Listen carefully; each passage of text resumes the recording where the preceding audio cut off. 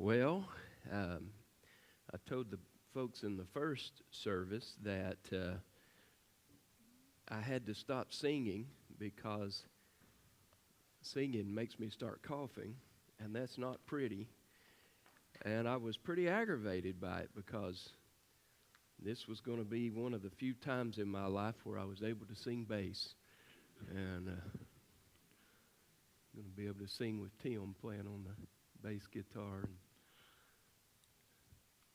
If you haven't already, grab something on which you can take notes, and let's get into our discussion. Today we come to the last part of our study in the book of Joshua.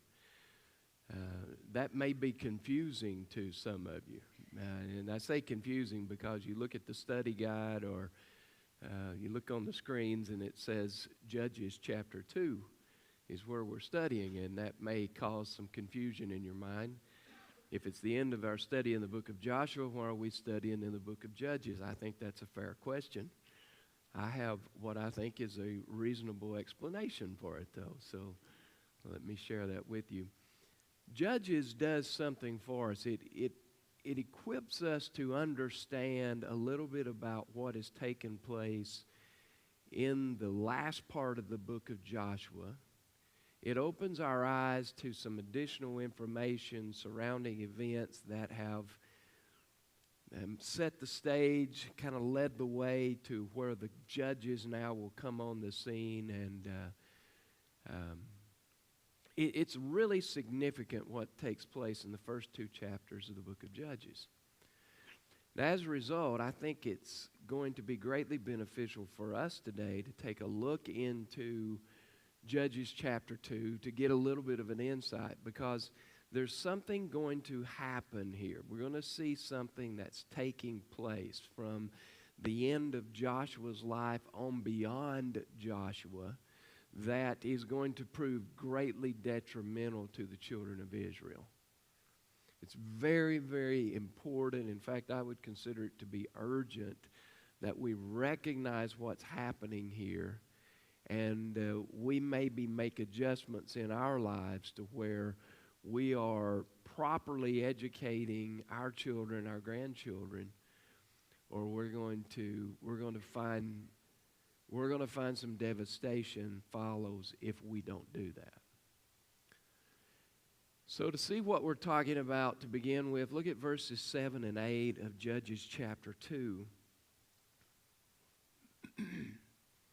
So the people served the Lord all the days of Joshua, all the days of the elders who outlived Joshua, who had seen all the great works of the Lord which he had done for Israel.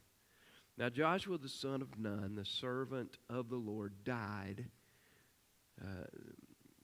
when he was 110 years old.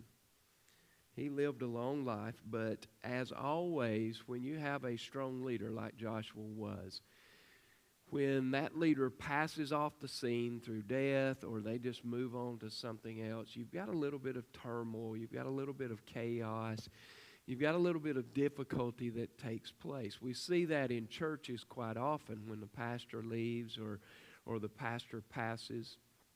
And as a result, there are those that they were pretty much reliant upon the pastor to kind of hold them in check, to hold them accountable. And as a result, when the pastor leaves through death or just through an exit, they begin to fall off. They begin to fall away. It creates chaos in their lives. Others, because there is a void there, they step in to fill that void, to fill that role. And sometimes that's a positive experience. Sometimes it's a negative experience. Being in ministry, anybody who deals with people understands that sometimes dealing with people is not fun. It's not easy. And there are a lot of people who've stepped into the role thinking that they were going to make an impact and instead were impacted by a lot of negative people. And it was a negative experience for them. There are others who stepped into the role that needed to be filled for that particular moment. But because of the fact that they had got a taste of a little bit of power, a little bit of authority, they took that beyond what it should have been. And as a result, it turned out to be a negative. Let me explain to you about the noise in the mic. My voice is about gone, and Jeff's doing everything he can do back there to give me a little extra, and I appreciate that. But when I make a puff or something, it comes through the mic. And I'm sorry you have to listen to that, but just bear with me, if you will. So we see then there's a great problem for Israel because their leader, Joshua, has passed away. And with that passing, it leaves the people in turmoil. It leaves them in a very difficult place. We come to then the heart of where we want to go in our study. There are three things that I want you to see that, as I said, I believe are very, very important for us to understand and comprehend. So where do we begin? Number one, we first of all see the parental failure. If you're taking notes, write that down, the parental failure. The parental failure. Verse 10 tells us this, Joshua chapter 2, verse 10. When all that generation had been gathered to their fathers, another generation arose after them who did not know the Lord nor the work which he had done for Israel. Now we immediately see a very tragic scene. It's something that started before Joshua died, continued after his death, and put the children of Israel in great jeopardy. That is that their parents and their grandparents did not do what God had told them to do. At least from everything we can understand about this passage, they failed in one area. Even though the Bible says that they followed the Lord in verse 7 all the days of Joshua, that doesn't mean that they were perfect in what they were doing. Certainly we understand that, don't we? We understand that we are human, that we have a sin nature, that we are not perfect in all that we do. We see that coming into play for the children of Israel. They were lacking in something that was very, very urgent. One of the things that Joshua read, if you were here last week, you may remember this from our study, after the battle of Ai, in which they had defeated the city of Ai, they came back and Joshua said, now we're going to have every one of God's laws read to us. Everything God tells us to do, everything he tells us not to do, the blessings that come with obedience and the curses that come with disobedience. We're going to read it all. I want you to know it. I'm not going to take for granted that somehow you remember it from when we were kids. I want you to know it, and so I'm going to read it to you. One of the things that would have been read to them was Deuteronomy chapter 6 and verse 7. When God told Moses to tell the children of Israel, you shall teach them diligently to your children. You shall talk of them when you sit in your house, when you walk by the way, when you lie down, and when you rise up. You've got to teach your children what I tell them to do, what I tell them not to do. And you've got to teach your children what you have seen me do for you as a people. You've got to instruct them. They've got to know. The problem is that it seems to us that the children of Israel, the parents and the grandparents, did not do this for their children and their grandchildren. Now, I don't really understand that because they had incredible stories to tell. For Melinda and me, our grandkids live about 10 hours drive away, and so we don't get to see them as often as we would love to see them.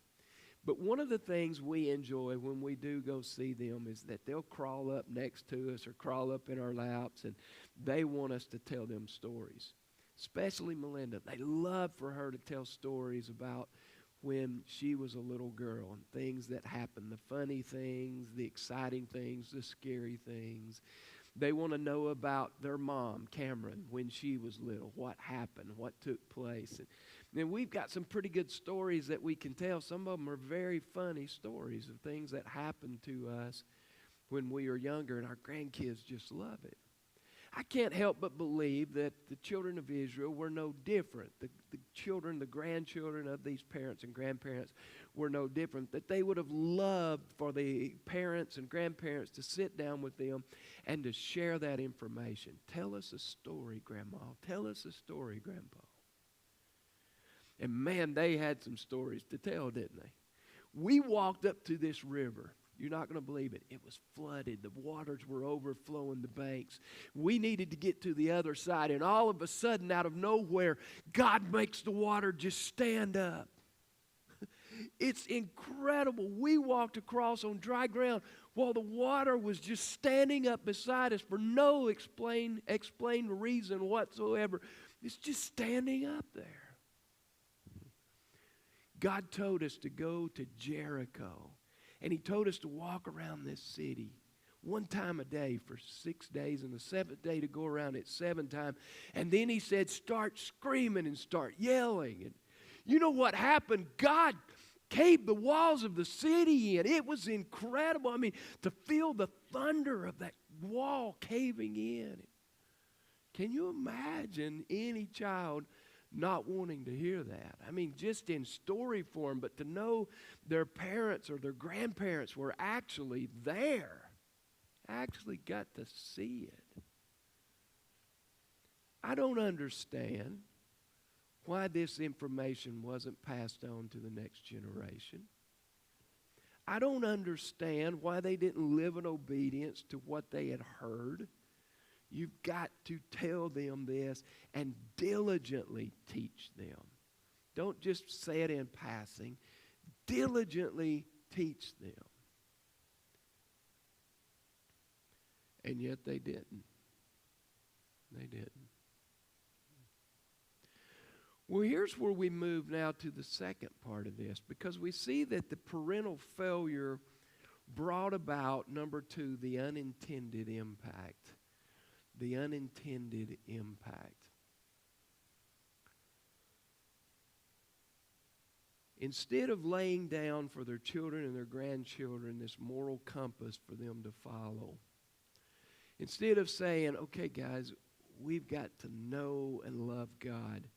And as long as you're following Him, He's going to direct your path. As long as you're following Him, He's going to provide and meet your needs. But listen, if you ever stop following Him, if you ever instill another God instead of Him, something that's made by hand, if you ever do that, you've got to understand that things are going to go very badly for you.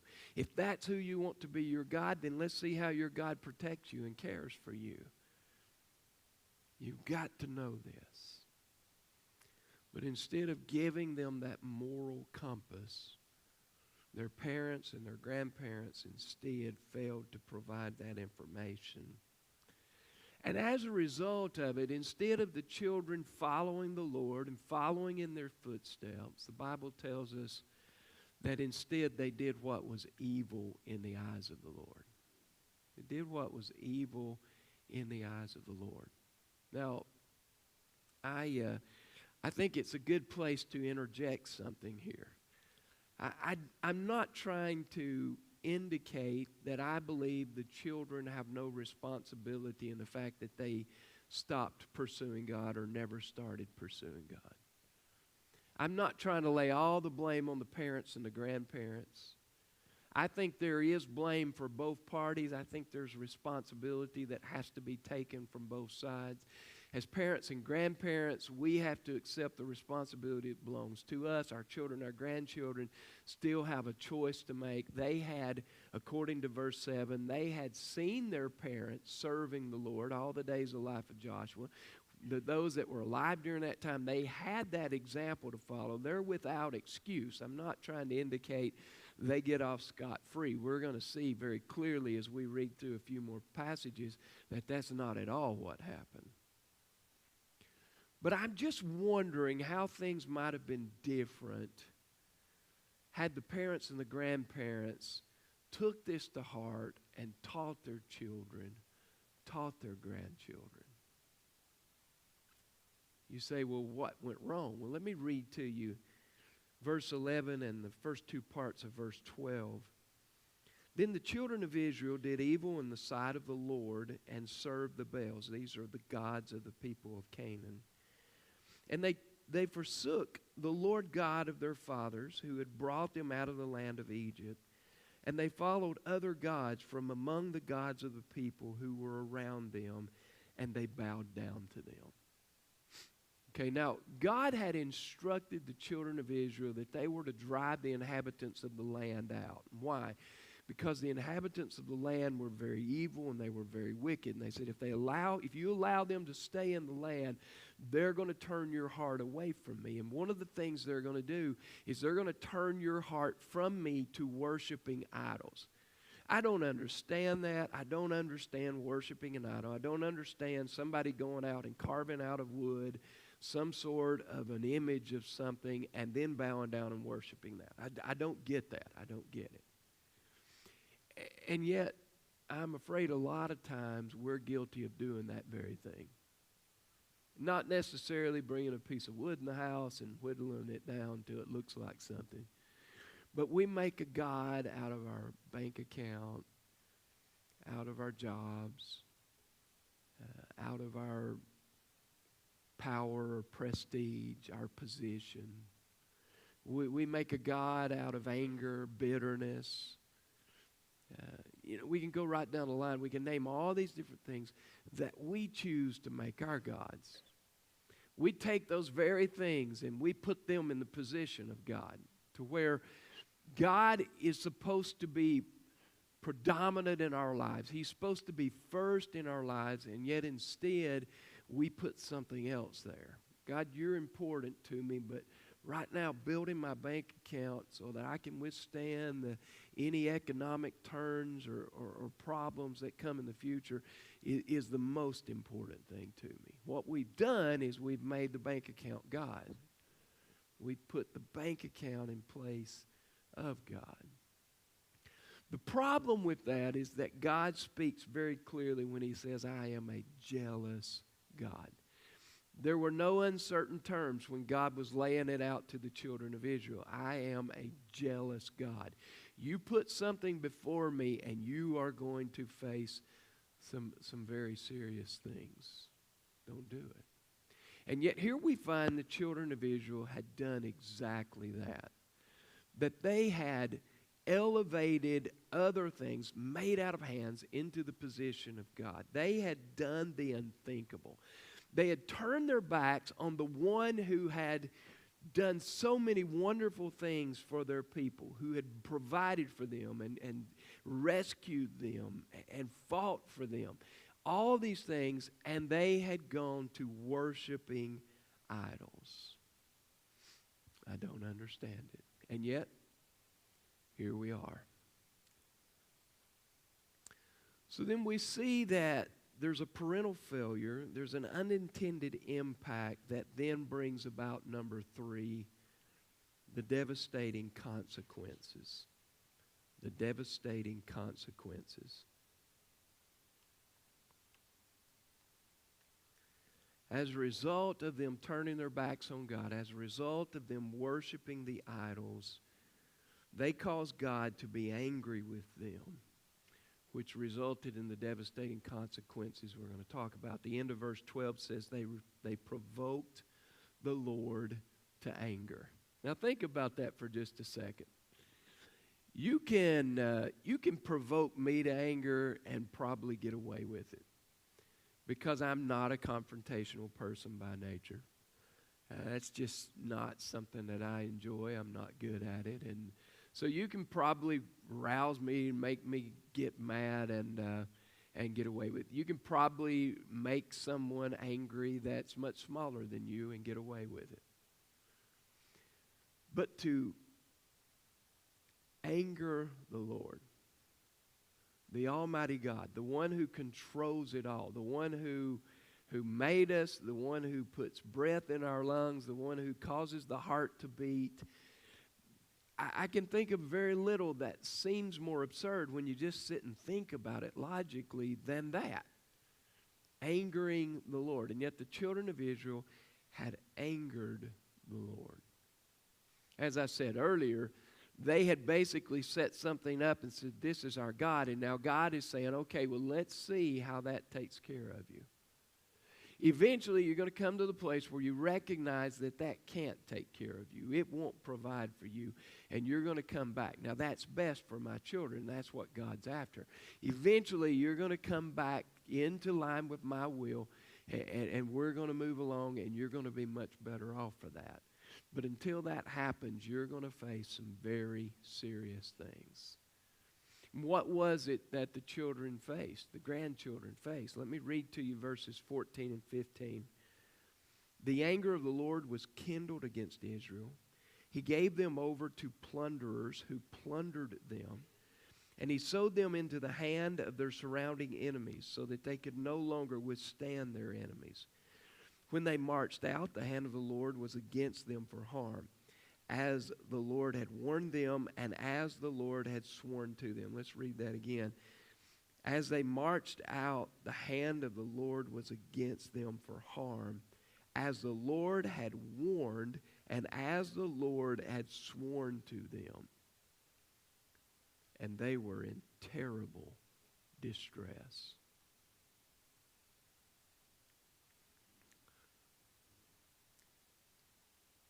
I don't think for a second that the parents and the grandparents determined beforehand, you know what?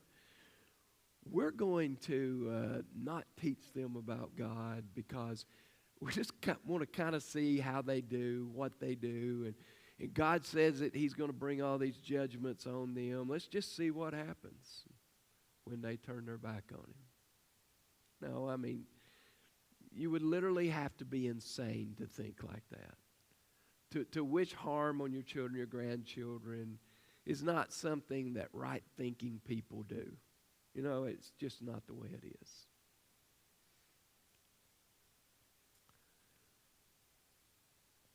And yet, the parents and the grandparents knew. They knew what God had instructed. They knew what would happen if the children turned their backs on God.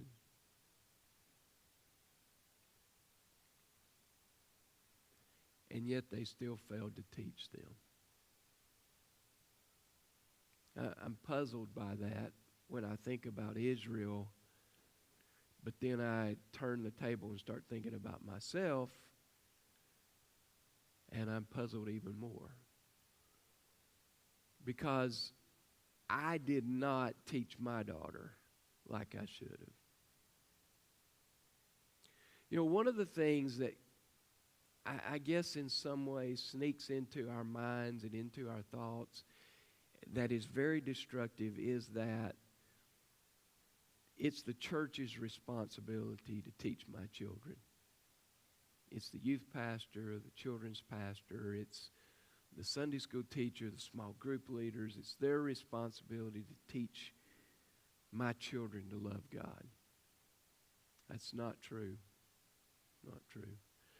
We have a responsibility to come along beside you and help. But please know this is your responsibility. It is your responsibility to teach your children. It is your responsibility to teach your grandchildren. It is your responsibility to teach them diligently.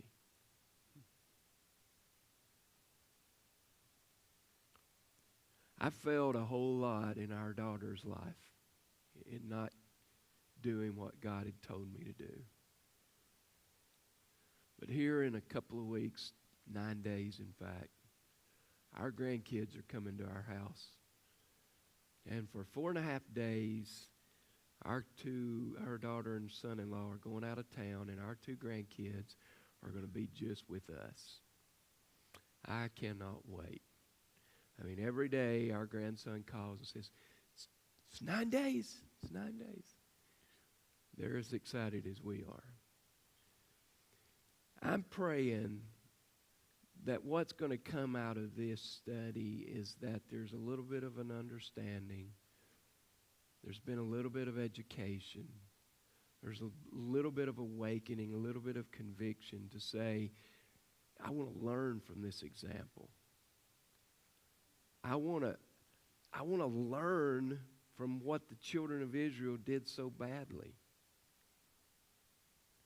So that when our grandchildren are here, we're going to have the blessing and the opportunity not only to pour time into their lives, but to teach them to love God too. Can't wait.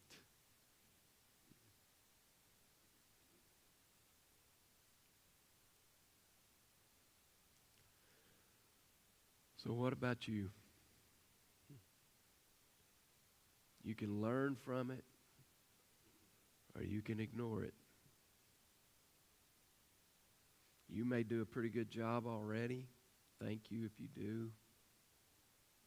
I would say there's probably room for improvement, though. You may do a very poor job of it. You're going to learn from it. You're going to ignore it. Totally up to you.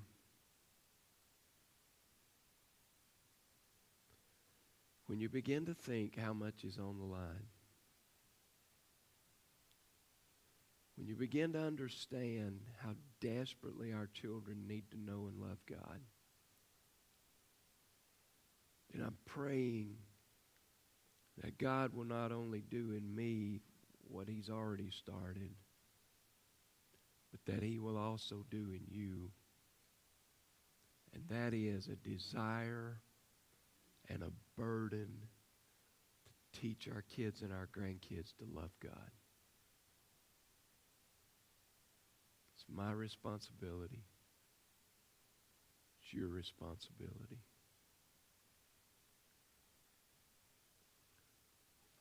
What are you going to do with it?